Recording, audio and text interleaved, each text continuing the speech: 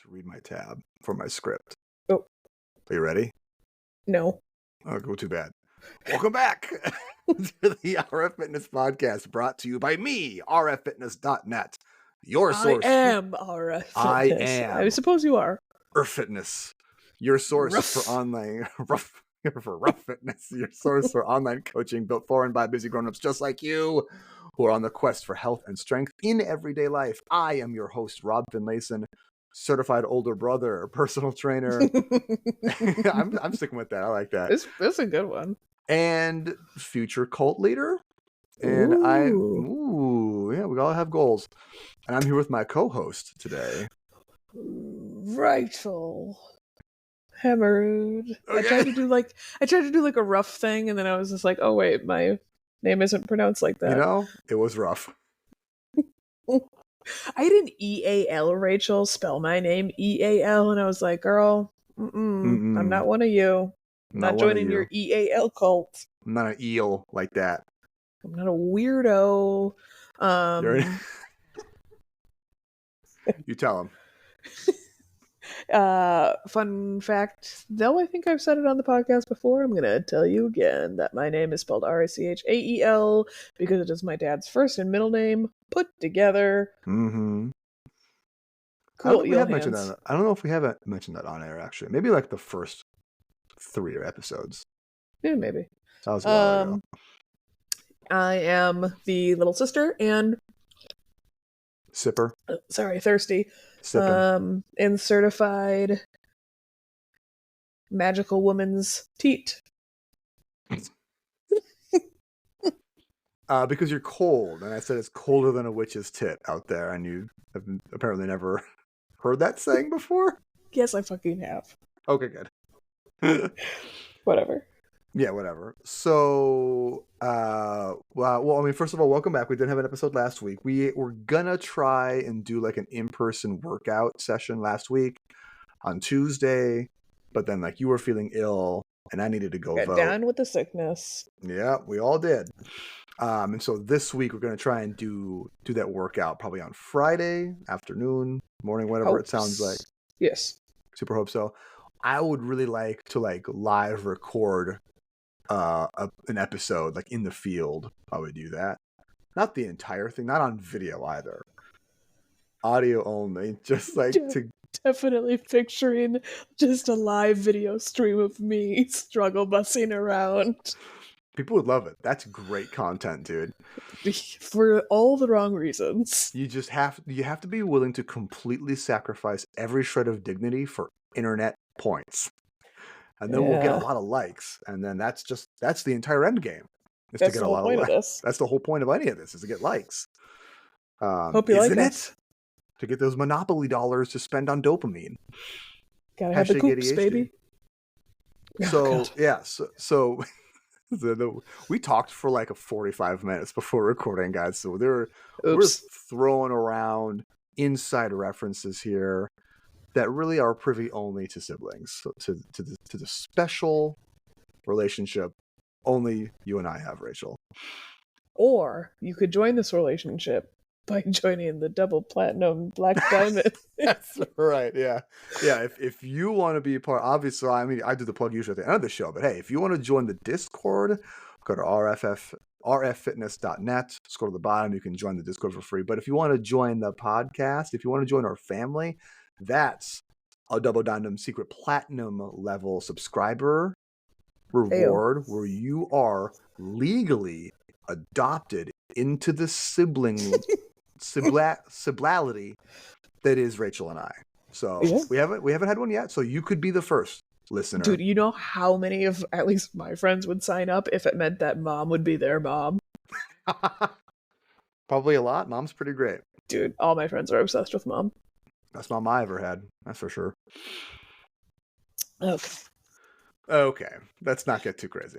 So we were talking a little bit earlier today about what to cover in today's episode, because we don't have a lot of like fitness things to talk about. Obviously, we kind of want to shove that off to the side here. And I had a couple of options. One of them was the election. I straight up don't want to talk about it anymore. Good thing you suggested it.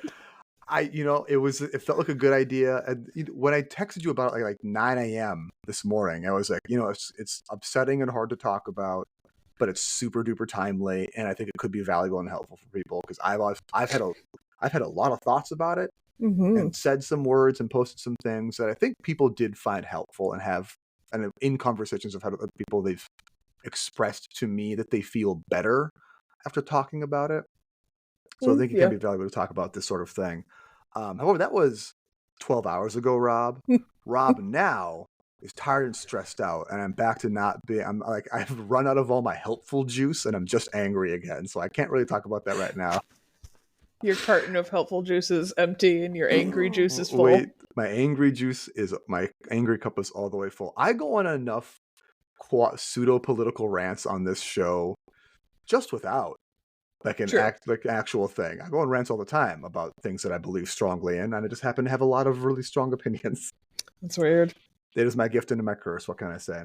But the other two things I wanted to talk about, perhaps, Rachel and I posited it to you in a text message, multiple choice, was to talk about either goal setting for 2025 and to do maybe like a little live exercise on the air as we do that together, because I have goals as well that I want to work out, or we workshop a cult and we spitball. If we had a cult, what would it look like? Who's invited? What's our shtick? What's the gimmick? I was listening to a lot of true crime, and they're talking about some cults. Yeah. What true crime are you listening to?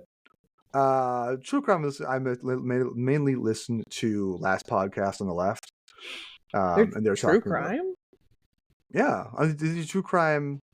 And like occult stuff as well. I really prefer the occult stuff more than the true crime. Oh, did you see the cryptid magnets that I tagged you in on Facebook? I did. That was very cool.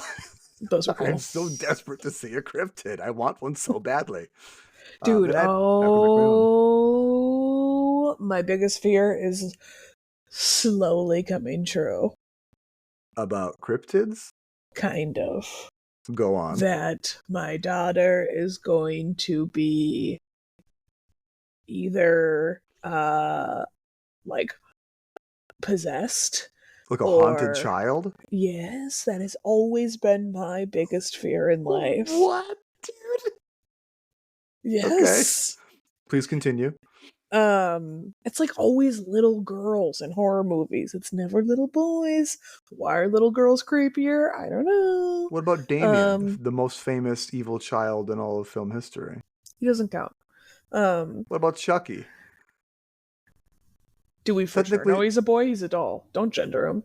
Okay, he is gendered. He's a soul of a serial killer in a toy. So technically he's not a child. Oh, I didn't know that. Okay. I guess. I've never seen Chucky. Neither have I. Okay.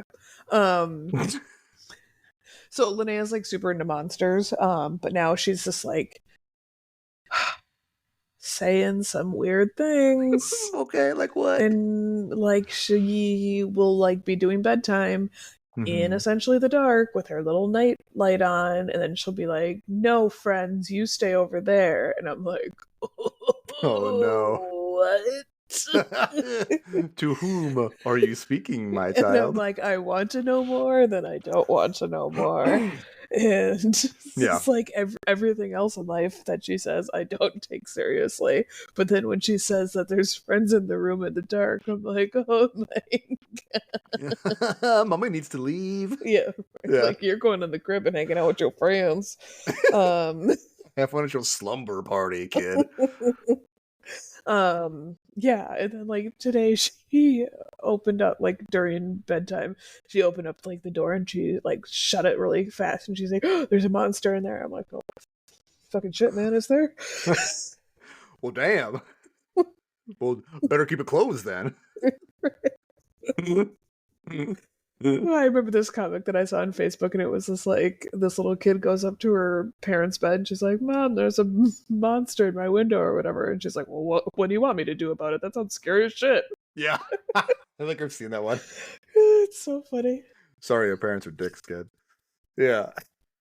That would be an interesting like parenting style lean in where like the kid's like, I think there's a monster in my bed. He's like, yeah, you better stay in fucking bed then, huh? Bye. And just like leave. There's a monster in my closet. You better shut up for the rest of the night. Be real quiet or it's going to hear you. My friend, who I'm not going to identify just in case, she's been dealing with her older child, Ben, that like essentially wants to. She keeps waking up like every couple of hours, waking up and saying like "tuck me back in," or she wants to like go into her mom's bed. Yeah. And she's too old for it. And I was just like, because we are both obsessed with the podcast For Her to Help, and so they just like pitch ridiculous solutions, things, quote unquote solutions. Yes, and I was just like, okay, so my pitch is that you actually see like a sleep analyst sort of thing. Other pitch is walkie talkies, so she can still have contact with you, but not have to get up. My third pitch is you let her sleep in bed and then you just make it miserable. I like that. She was like, that's such a Jake pitch. It really is. Yeah. It's the other other Jake Johnson from New Girl. And I was just like, you drool, you fart, you give her no room. You got to roll over on them at least a couple times. Yeah. Right. You have to constantly be bonking into her and stuff. Yeah. And I was just like, if all else fails, have diarrhea and Parmesan the floors, which is. Or she said Parmesan the floors. I said Parmesan the kid. Jesus. And she was just like, diarrhea. And I said, like, the actual final blow. Oof. I was pretty proud of my pitch. That was a good one. Yeah. So I don't hate the walkie-talkies idea. Do you remember when Dad set up the intercom system in our house? Dad was obsessed with all forms of. Do you remember the alarm with the giant button to like tell us to leave for the bus? It was black and it had a big giant teal button. I do, and you pressed it and it either did an alarm sound or made like a cockle-doodle-doo noise. Yes. I mean, it only ever made a cockle-doodle-doo noise. No, I think it was a choice. Okay. But yeah, and they were like at the top of the banister thing, so we like had to hit them on our way down. And he like strategically put them there, so like we couldn't just go. Yeah, I mean, I remember that. I remember the system. I don't know exactly like what he was trying, like what that accomplishes. So we would be walking out the door and hitting it to be like, yes, I'm walking out the door. But like if I'm not walking out the door, then I'm not hitting the thing, and then like what does that solve? Ask Dad. You know what I mean? I don't know, man. One thing that I've been informed... guy's ideas. One thing I've been informed a lot, I've been very intentional about in my fathering style that I learned from my father, looking back, was that I feel like Dad did a lot of things kind of just to do them. Yes. Like, I don't feel like there was always... Like, I'm not going to say Dad did things without reason. I'm sure he had in his mind... Oh, absolutely. That make perfect sense to his brain. They didn't make sense to anyone else's brain, though. I certainly, as a child, as a boy growing up, was like, I don't know what these rules are about, man. And like a lot of, like, for me with Olivia specifically, it's like, I try really hard to avoid saying no just to say no, because I feel like that happened to me a lot with Dad. And I catch myself wanting to do it a lot with Olivia. Like, she does something that's just weird, or like it's like outside of expectation. Like there's something like my conditioned adult brain, like here's like a more or like a social construct that is like what is capital N normal to me, and Olivia does something outside of it, and my knee jerk is be like, no, don't do that. But then I have to check myself and be like, well, is she hurting anyone? Is she putting herself in danger? Is this actually in any way disrespectful or harmful to things? The answer is usually no to all three. So I'm like, I guess just keep being weird, man. You know? Yeah, like if you want to like the opposite issue that I'm like, I should probably cool with encouraging this weird ass behavior. That's the thing. I don't have to encourage any weird behavior with Olivia. She just goes right for it. Yeah, fair enough. She's a weird kid. She's my kid. Yeah. So the question at this point, Rachel, is: Do you want to set some goals, or do you want to start a cult? I guess one of my goals would be to start a cult. I was just thinking that too when I said that. I was like, our goal could be to start a cult. I guess the big question is, how do you start like what makes okay, hold on.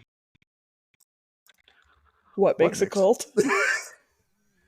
Oh my God. Question mark. Okay, you know what? I'm gonna ask ChatGPT because I don't trust. For some reason, I trust that AI more than I trust the Google AI.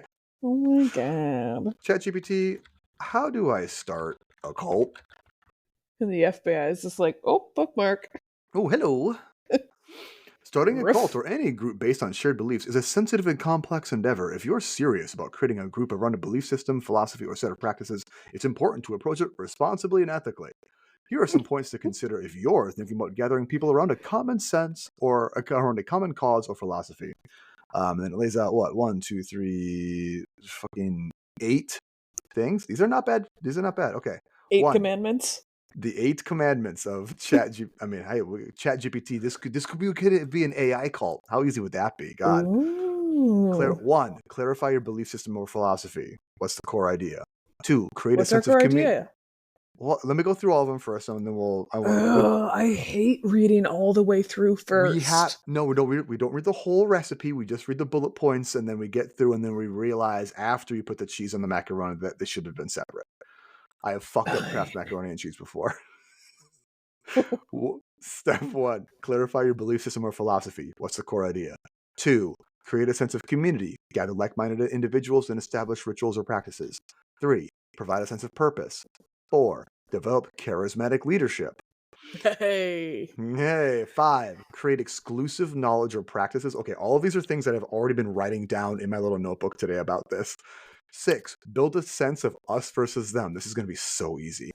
7, use persuasive techniques. 8, and finally, manage growth and sustainability. And then there's a list about ethical considerations and a final thought, but I'm not going to bother with those. Lame. It's for dorks, ChatGPT. Le shot. Trying to start a dork cult. A dork cult. Okay, so what's the core idea? The foundation of any group starts with a belief system or set of principles. This could be anything from a spiritual philosophy to a new way of thinking about society or life. It is crucial to have a clear, coherent set of beliefs, I would argue against that, or practices that guide the group. Why is it unique? To attract followers, you need to offer something distinctive, whether it's a sense of purpose, belonging, or answers to life's big questions. People need to feel like they're gaining something from being a part of the group that they couldn't find elsewhere. That is absolutely true. It is also like an absolute A+ gold star pin at the top of your notes point of marketing in the Albine space. Yeah. So what's our cult's? What's the core idea? Also, we could not use the word cult anymore. We have to call it like a family or like a society, an order, a church, whatever. Are we thinking the Order of the spiritual, Phoenix. political, charismatic leadership? I mean, are we like a cult of personality kind of thing? A personality cult. I think a personality cult is a good. I think the cult of personality historically, I think, has been the easiest to get off the ground. It's the least sustainable though, because it hinges so hard on one person always being the same and always being that charismatic and always having every answer to everything, and like that person's gonna get tired. I'm gonna get tired. I'm gonna get sick and tired. I'm tired right now, dude. I don't even want to talk about the fucking election. It's 12 hours after I had the idea in the first place. Like, you know what I'm saying? To be the soul. I don't think you sound like a very good cult leader. That's what I'm saying. To be the godhead of a cult for like the rest of my natural life and unnatural life. Come see me after class for the key to eternal life. Dinosaur ghosts? Maybe it's a ghost cult. I mean, dinosaur ghosts can definitely be like wrapped into the belief system that you must subscribe to. I do like the idea of like our deal is that we have an answer. I guess you can't have an answer. You have to have the answer. Capital T, capital A, the answer. But to what? I remember when I was younger, not even like late teens, early 20s, to make it a political cult, I was like, I think the perfect presidential candidate, hear me out, I said, would, well, kind of. Hey.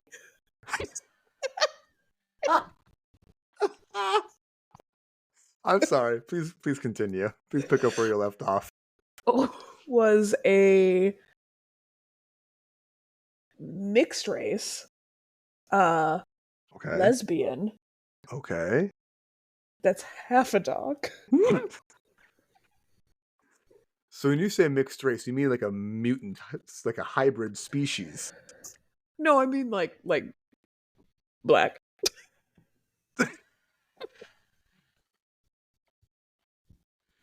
Tell me more. I need to hear more about this.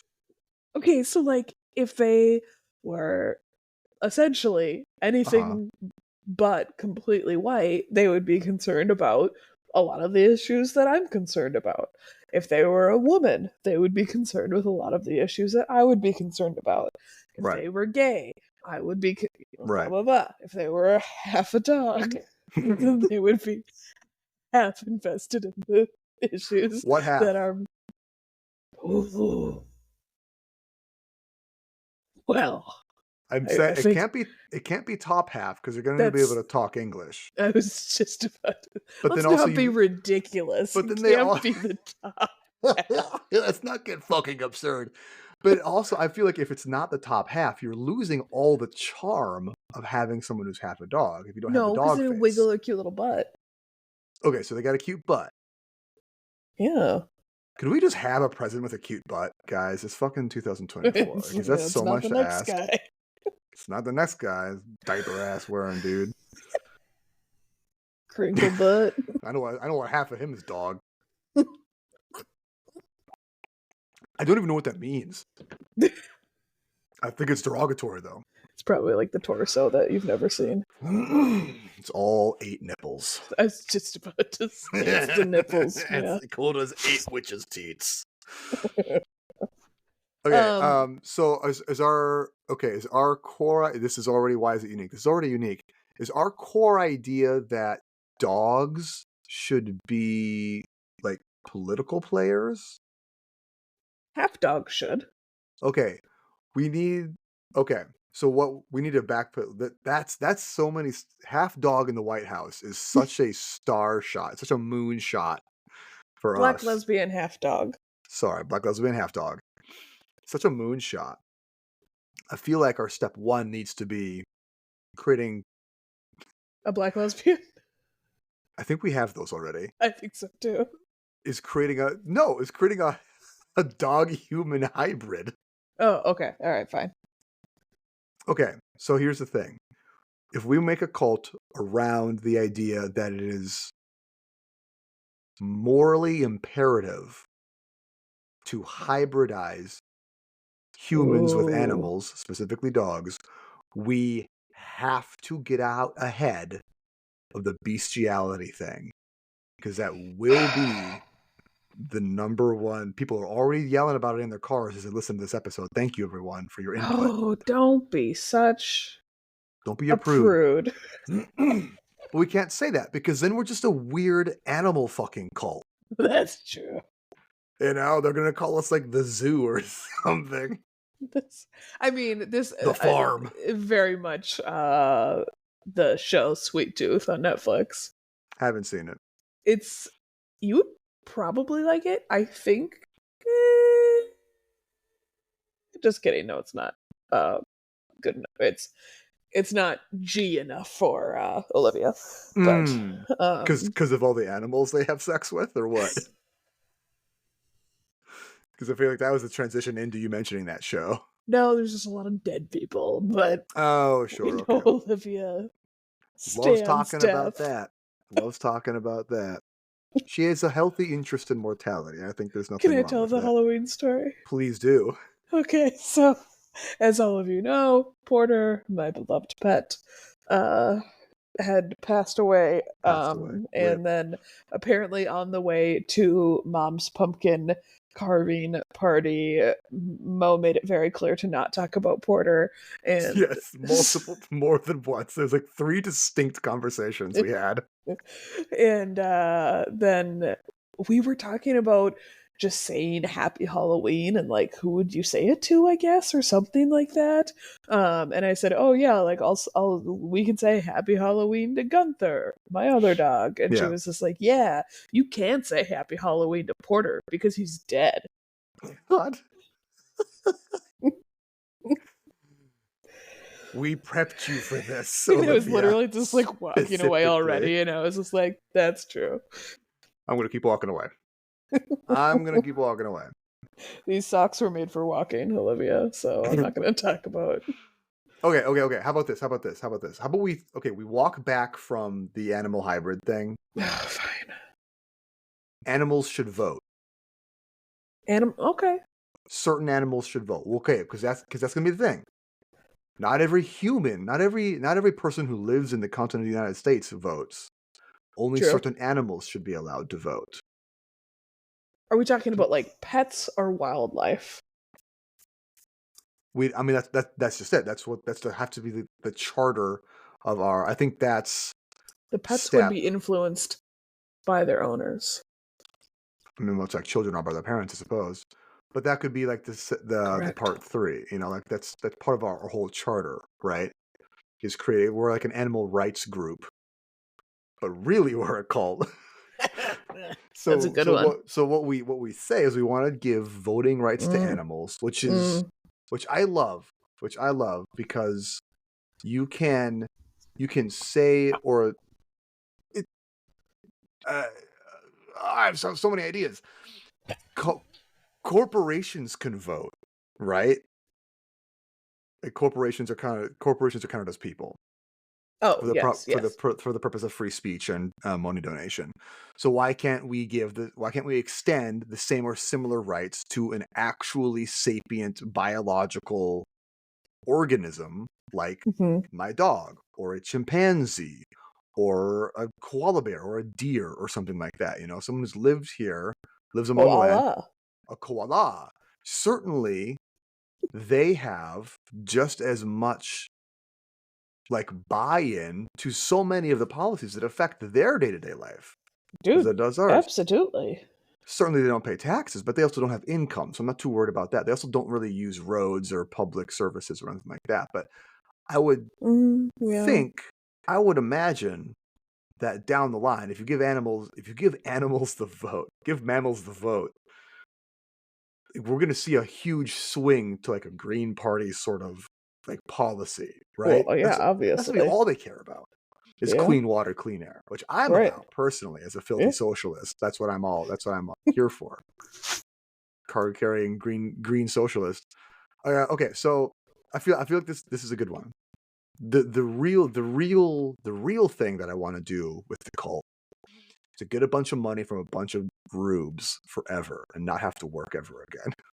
Yeah, that's the whole point. Basically L. Ron Hubbard. L. Ron Hubbard started Scientology basically so he could be famous and rich. Things went off the rails a little bit with Scientology. I don't think that exactly turned out the way he thought it was going to. But there was a Have you heard people's conversation, like just like the talk of the Scientology building in Minnesota? I mean, I've talked about it. So no way. The fact that like nobody's ever seen anybody go in or out. No, it sucks there. Nobody wants anything to do with it. And it's so big. It's in the old Science Museum. That's insane. The Science Museum of Minnesota vacated it so they could move to their new, larger area right on the riverside. And the place was vacant for I don't know how long. And then the Church of Scientology bought the property, and the Simon was incensed. They were so mad that the Scientology bought it. They're like, can we like do something about this? It's like, technically, no, you vacated the premises. So, but yeah. Remember that giant iguana outside? Oh, what's his fucking name? Izzy, yes. We have railroad ties. Yeah, for those of you who don't live in Minnesota, have never been to the coolest science museum ever, the Science Museum of Minnesota has lived in a couple of places the past 100 or so years that it's been around. But yeah, it was in one spot in downtown Minneapolis and moved in like 2000-ish. Oh, I have no idea. There's a picture of us, like one of the grand opening month of it, right in front of it. It's very cool. Yeah, so I'd say probably around 2000-ish it happened. But yeah, it was a museum space, and then the Church of Scientology swooped in and picked it up for like pennies on the dollar, I'm sure. And like, yeah, like you said, nobody's ever seen anyone go in and out of there. It's so weird. I've seen people like sit on the steps. Yeah, right. But I've never been walking around out there and gotten literature about it. I'm sure. I think our animal cult should kick them out, and we should take it over there. Okay, so here's the thing. our animal cult needs charismatic leadership. I obviously volunteer for that. But the thing that Scientology has is like this huge plug into like hyper celebrities, like Right. Tom Cruise. You know what I'm Right. saying? He's like the guy in so many Yes. ways. TC is literally the spokesman for Scientology. We don't have anything like that for our group, our political action committee, to get mammals to vote. To Just GM. mammals? I didn't know we were already shutting down all the You other want birds? You want species. birds to vote? They don't even live here half the year. Freaking bird brains. That's what I'm saying. Bird brains, dude. Lizards. You want lizards to vote? Why can't they? What's wrong with lizards? They're not big enough, for one thing. I'm sorry. Whoa. This is a kind of on the spot. Sizist. This is a kind of on the spot rule making that we need to be able to cultivate as a skill to successfully run a cult.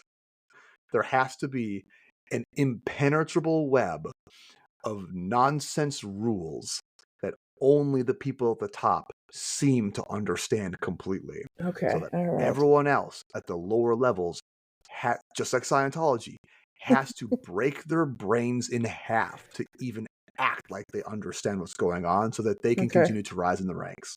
Okay. Right. So that we can continue to sit at the top, make whatever bullshit rule we want, eat their dues or whatever, and live out on our compound or something. We're gonna need a compound. I think it should be the Science Museum. Scientology. We should roll up and do like a rumble on the Church of Scientology. Yes. Sharks. Oh my God. I will never forget in high school when this girl, I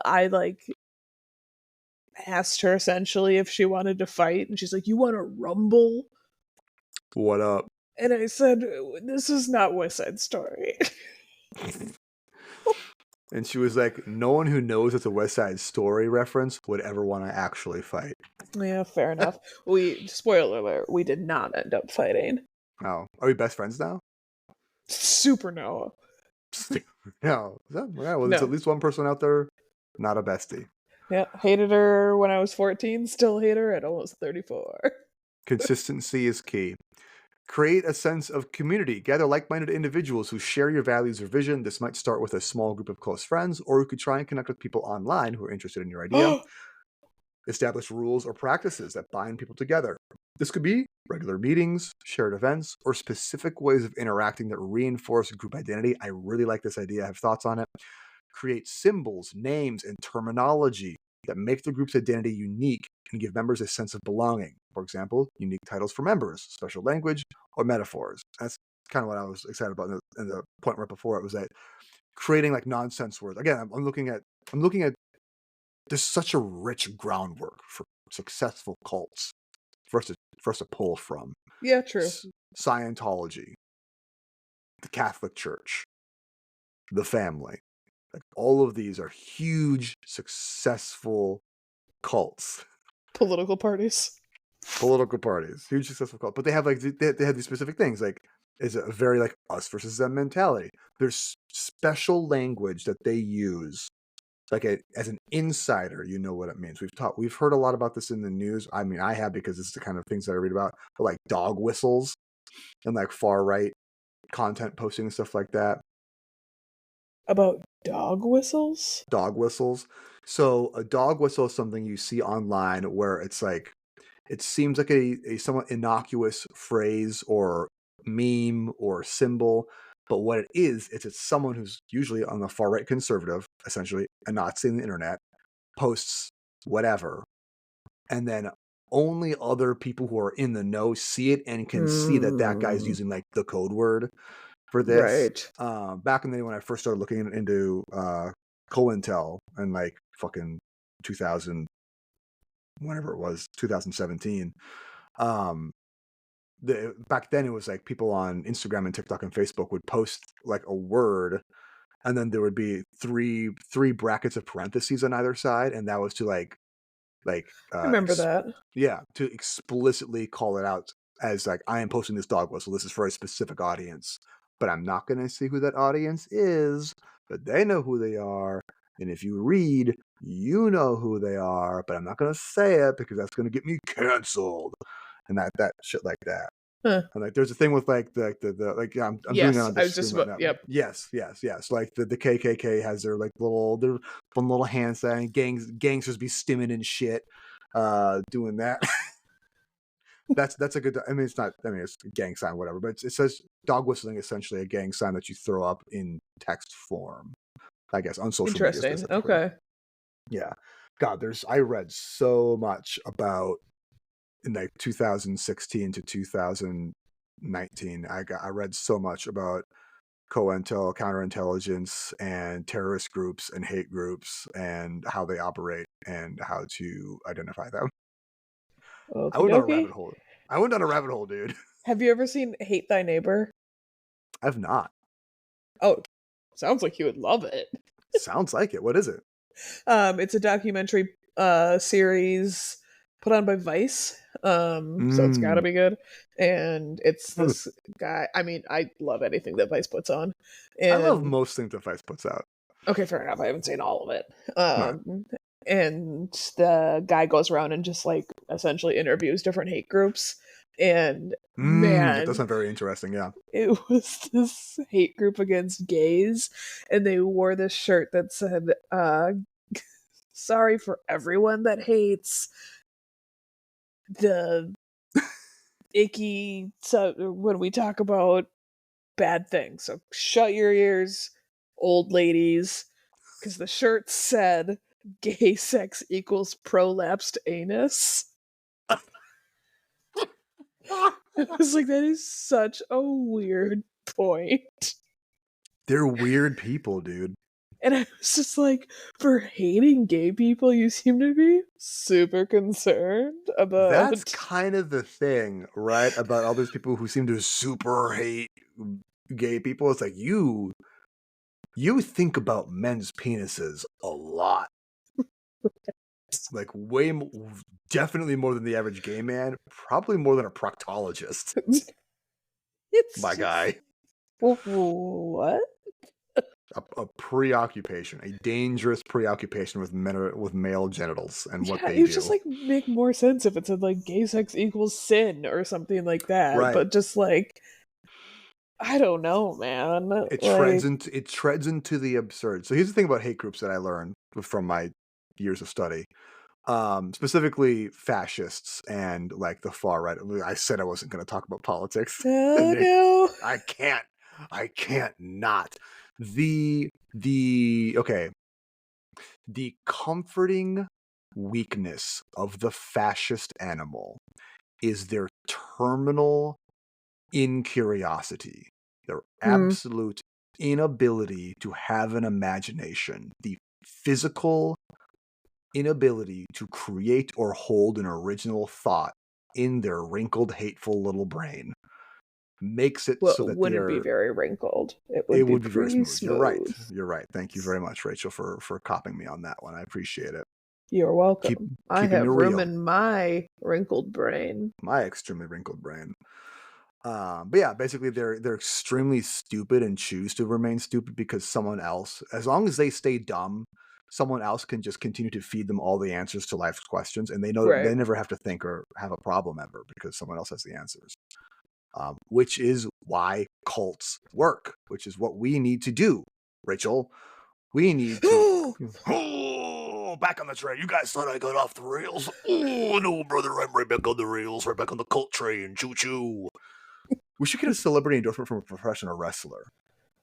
Wouldn't that be great? Ooh, John Cena. You think John Cena would do it? Oh, hell yeah. You think John Cena's out there to get mammals the vote? What else is he there for? He's pursuing a legitimate acting career now. He does good things.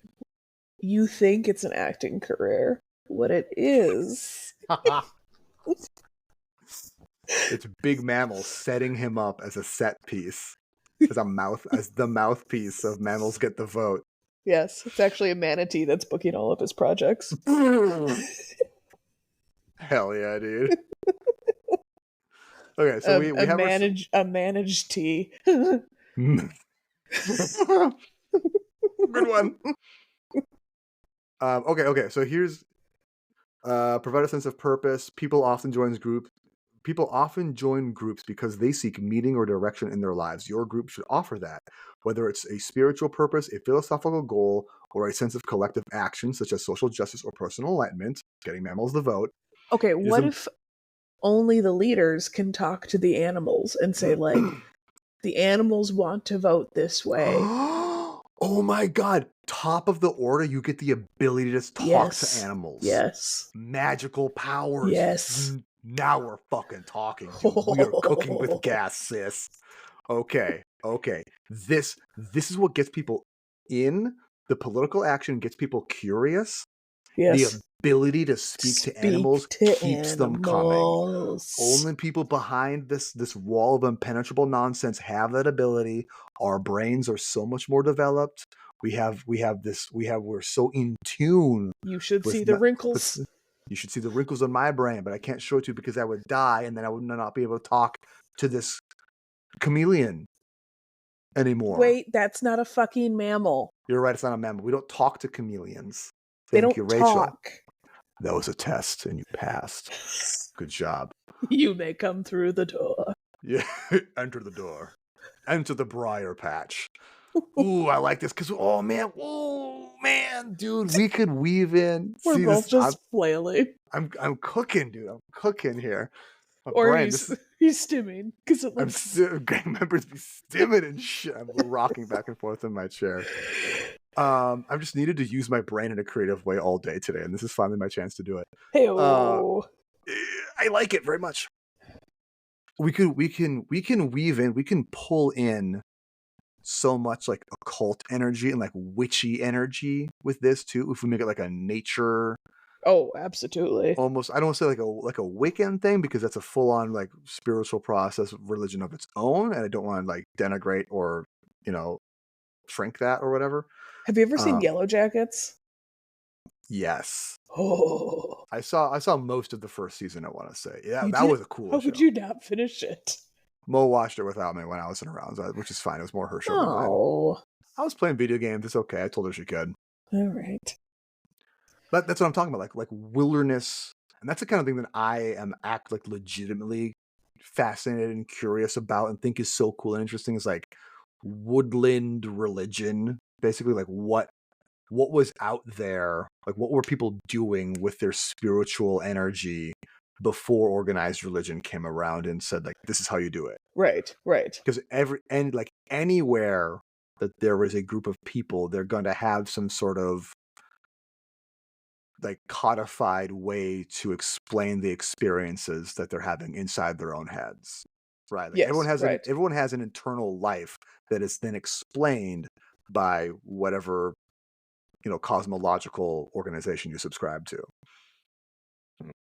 Yeah. Excuse me. Whether that's why I also think this podcast is so cool because our kids can listen to it, and I mean, God, I hope not. Listen to this episode and be like. They were on some stuff, dude. Yeah, I don't know. I complain about Olivia a lot in this episode. Kid, if you do listen to this, know that it is only because I love you so much. I don't think you complained a lot. Kid, if you listen to this, that was pretty rude, the Porter comment.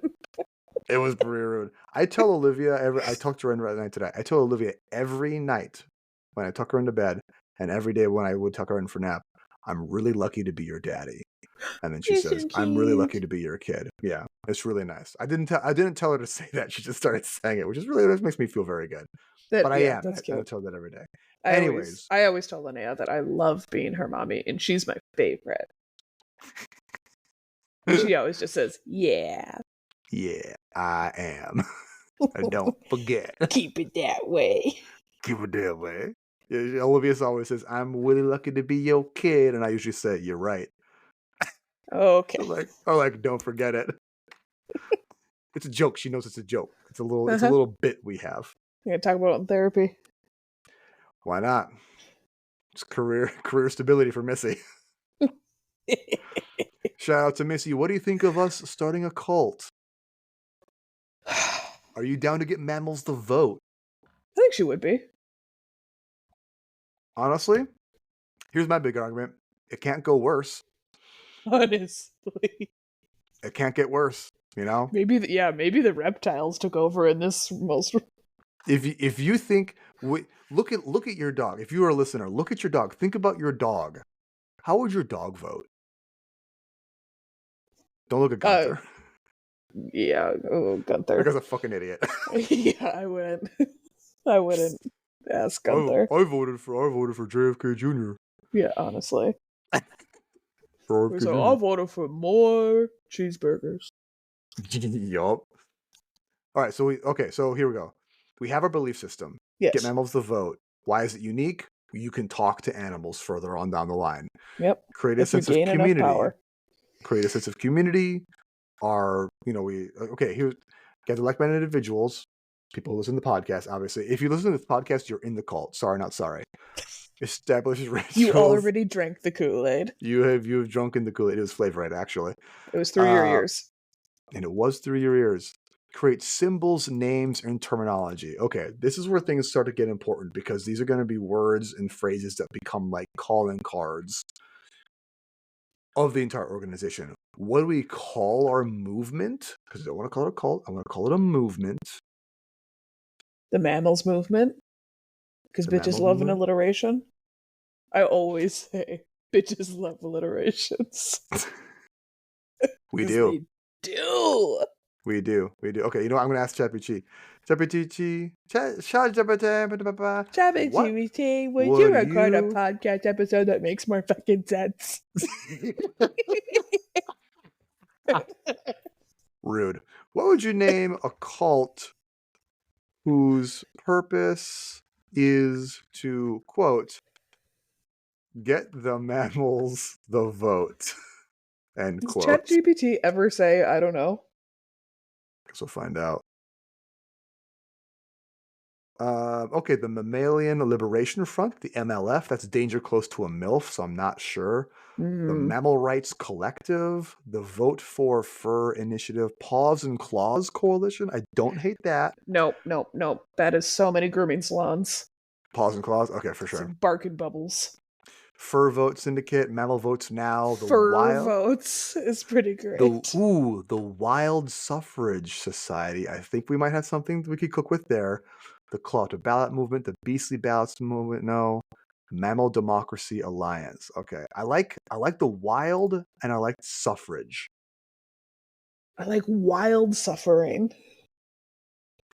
I mean, just look at me, can't you tell? Yeah, honestly. That's why I live here. That's why because I love wild suffering.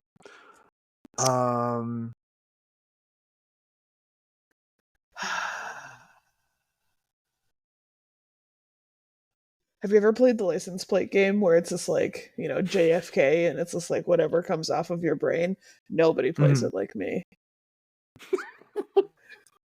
Have you ever played this game that only I play? No? Weird.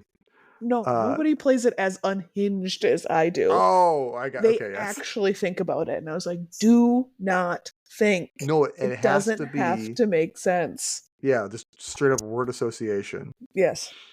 Yeah. Is that leading somewhere, or do you just want to talk about your lessons? Is it more of a dead end, sort of? That's the thought. Cool. Thank you so much. You're welcome. You know what? Hey, here at the what was it? The wild suffrage movement. Tagline: No mammal left behind. I love that. Wild ties into the natural state of mammals and suffrage directly links to voting rights. The society or the movement gives it a structured, almost academic feel. We're not academic. I like movement. Wild suffrage movement, I think, sounds good. I do like no mammal left behind. Like moving mams.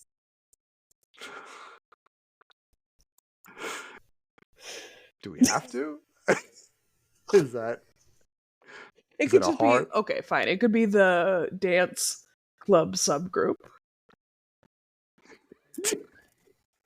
We should have socials. Like an ice cream social. Dance social. I gotta write it down. Moving mams. Wild. Move your mams. Wild. So how do you spell suffrage? I just read it. Suffrage. Suffer and then age. It's actually just suffrage movement. Because we're not a party, we're not a society. We are a movement. And we are a verb. We are happening. Leave no mammal behind. That's great. Thank you. And I think our meeting should absolutely be in the forest. Dude, 100%. Okay, here's the thing. We just cop a bunch of stuff from other successful ritual-based meetings. Right. Witch stuff, occult cults. Again, I gotta lean to like the Scientology thing. There's gotta be so many like animal rights activist cults, like eco warrior shit. And that's the thing too. Like I feel like there's a lot of stuff here that we could tie into and lean on and like tangentially work on that like actually interest me on like a political action landscape of like ecology being an actual eco warrior, quote unquote, and like doing these things like Greenpeace, but a cult, like actually a cult. Yeah, fair. Okay. You know, Greenpeace, but I'm a billionaire from it. That's what I'm about. That's the pitch. Okay. Greenpeace, but everyone gives me their money. Fantastic. Oh my god. This is what could go wrong. To make it very clear, we will have, though we started out this idea essentially with bestiality, that there will be no, this is not a sex-driven cult. Not a sex thing. Any cult, as soon as you drop the C word out there, people are going to think it's a sex thing. Because it's so... Absolutely. Okay, so here's the thing. Right now, as of, what is it? 10/21 on November the 12th, 2024. There's people are having sex. Yes, I hope so. Sex is good. People should have it. There's probably so many active cults happening in America alone that we just don't know about. Because we only know about the cults that, one, got so big they could not possibly stay hidden, or that they wanted the attention, like Scientology or the Catholic Church, or the ones that got so off the rails that they failed miserably and a bunch of fucking people died because of it, like Jonestown or Waco and that sort of thing. Right. Those ones were things where like those, we'll call them like a fireball cult, where everything ends in like a big fireball. Like a fireball cult, I feel like those have a sex component to it, which I think makes things very human and messy. Yep. And they also kind of just, for whatever related reason, I'm sure someone out there who studies cults could talk about this.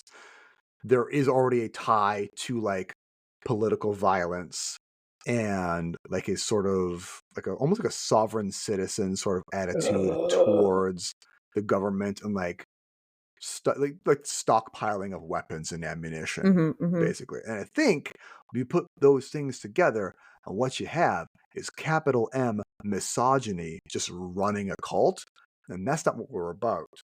The capital M we are about is mammals getting the vote. That is the top and the bottom, the left and the right of the wild suffrage movement.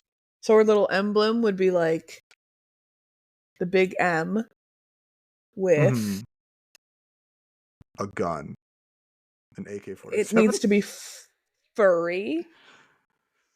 Because mammals are furry. Okay. And it needs to have teats. A fluffy teated M is... Rachel, we need to be taken seriously, otherwise the movement will never get off the ground. We'll never get your dog to vote. If there's teats in the emblem. Okay, fine. An active live birth. Thank you.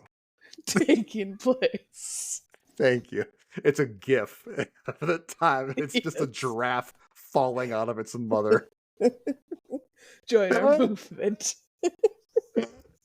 How would a giraffe vote? Let's find out. You know? All I'm saying is... What are their opinions? Only we know.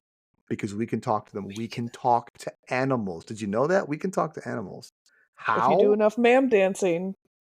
Or ma'am dancing, moving. Woodland rights.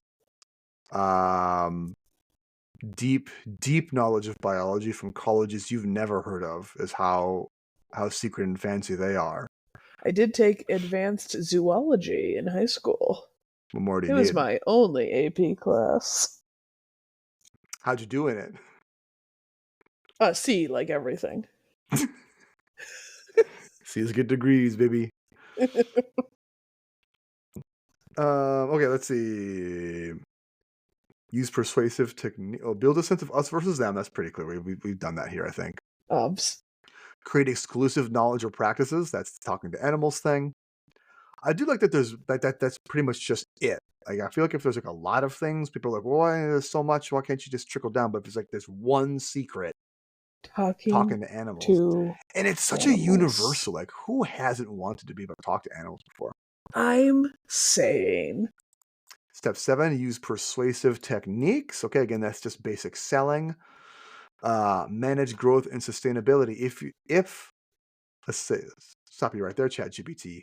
As your group grows, thank you. It's important to have a structure that keeps it cohesive. As the leader, you'll need to manage the group's finances, activities, and internal organization. Consider whether you'll need to create a formalized hierarchy with different levels of membership. Absolutely. Yeah, or if your group will be more egalitarian, only on the surface. You'll also need to think about how to sustain the group long term. Compounds. That you can't leave. That you cannot leave. You can leave if you need to go to work, because obviously I need to continue to take your money. I think if we can pitch it also as like a lifestyle answer. Right. I feel like so many people, like me. Okay. I mean, I am a not disenfranchised. I'm a disillusioned, overeducated, possibly underemployed, middle class, cis white male. There's a lot of me out there. I'm very disappointed with the way the political landscape looks. I am comfortable with like my place in society, but I'm not comfortable with everyone else's place in society. Like, I understand that as a hierarchy, I sit very high at the top. I don't think that's necessarily right or correct. I wish to remedy that. I don't really know how to do that. If there was a place I could go to live where we grow our own food, build our own houses, are we all vegan? We could be vegan. I don't want to be vegan. How am I going to eat a creature I had a conversation with? Yeah, right. Vegetarian to start. I could do vegetarian. How are you going to live in the woods and eat cheese? We farmed them for the compound with goats or whatever. I have no idea how to make cheese, but okay. That's the thing. That's why we need other people for the wild suffrage movement to be sustainable. That's true. Like any good democratic movement, we require check this out, a menagerie of voices, okay? A menagerie of skills and abilities. It's not just one person. We absolutely cannot rely on a homogeny of opinions and thought patterns here. That's what got us to this position in the first place. That's why we need the wild suffrage movement in the first place. Everyone thinking the exact same way. Let's get everyone who thinks just like us to live in one spot and work together and do the same things that I tell them to do. That would solve the problem of too much groupthink. And all the people that we would want to join, like dairy farmers and biologists and vets. Sure. Farmers. My boy Isaac, who I believe listens, love you, dude. God, Isaac from high school? No, Isaac from my friend group who I played Dungeons and Dragons with. No. Isaac grew up on a farm. I don't like he's actual working farm. Well, he certainly worked on the farm that he grew up on, so yes. He's not a farmer currently. He works at a university. Produce or animals? I never asked, but I'm pretty sure animals. He's talked about cows before. I'm pretty sure. I'm sorry, Isaac, if I'm wrong. Oof. But he's one like, we were soybean farmers, you idiot. Fucking idiot. But whatever he farmed, he has more insider knowledge and experience with industrial level agriculture than I ever could. That's crazy. You know what I mean? That's a hyper valuable person to have.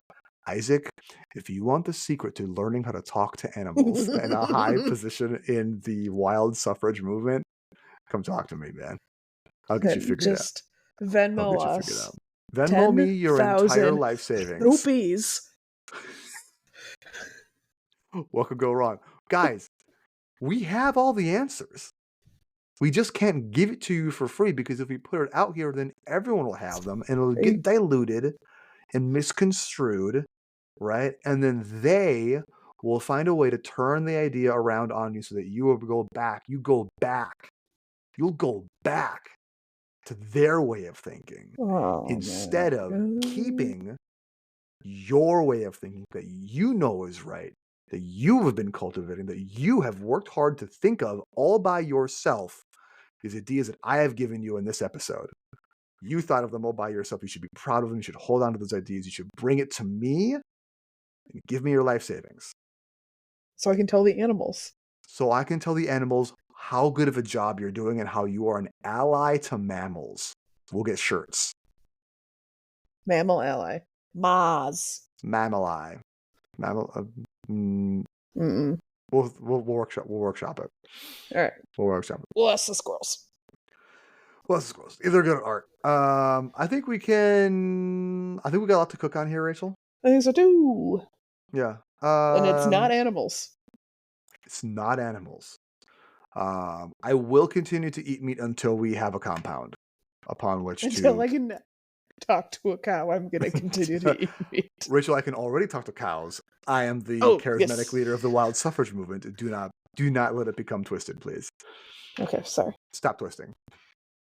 Oh my god, and then we'll be like Kronk and we'll be like Squeak and a Squeaker? Squeak, squeak? Oh, Squeak, Squeaker. I remember that was Mom's like favorite part of that entire movie. It's a very good episode.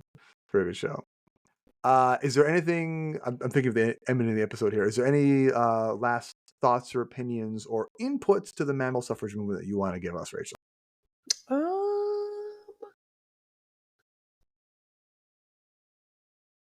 Not that I could think of. Okay.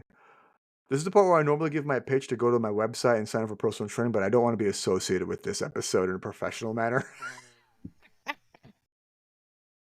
So if you want to learn how to talk to animals and join our compound, DM me and give me all of your money, and we'll make it happen right away. Yeah, no big deal. Promise. All right. Wait, do we have like a call sign or a sign up for the mammal suffrage movement? I was just gonna say caca, but we can't. We're not birds. No birds. Fuck the birds. Perfect. 10 out of 10, no notes.